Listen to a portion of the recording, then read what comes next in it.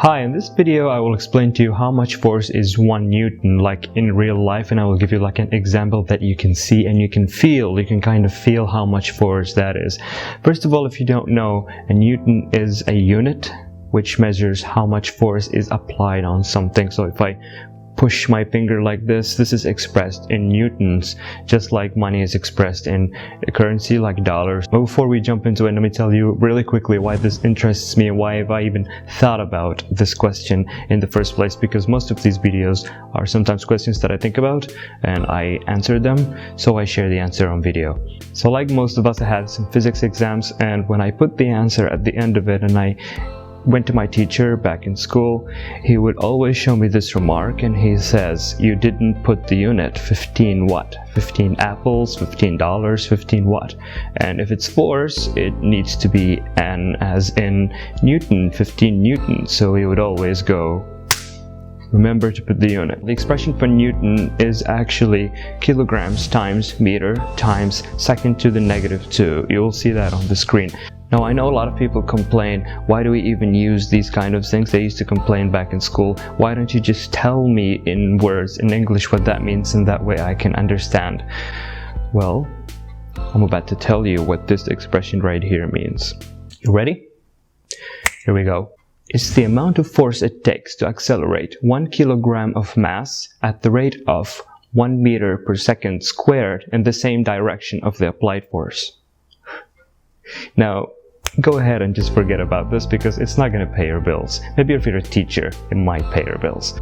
If you put like a cup or a box or something on a table or any surface, then that pushes down with a certain force, and that force is expressed in Newton. So basically, if an object weighs 100 grams, then it pushes down on that surface with a force equal to 1 Newton.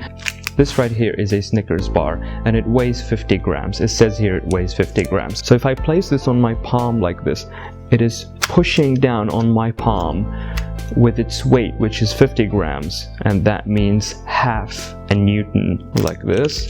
If we get another one and we put it here, we stack them like this. Now they are pushing down with 1 Newton on my hand. So just go ahead and do that, and you will actually feel how much force is 1 Newton.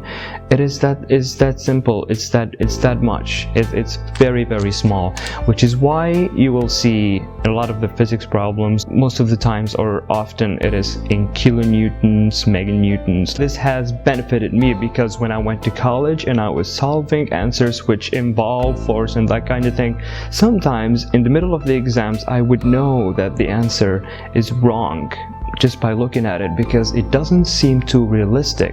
Sometimes I feel like there is the answer that I wrote suggests that I'm using too much force to maybe move a small fork like this a few inches, or maybe knock a glass off a table, which doesn't really need a lot of force, but I'm getting so much force. Now let me clear a very quick misconception, because some people think that if you put an apple inside of your hand, then that is 1 Newton. That is how much 1 Newton is. Well, this may be true, but to that I will say no, it's wrong, because apples are not the same.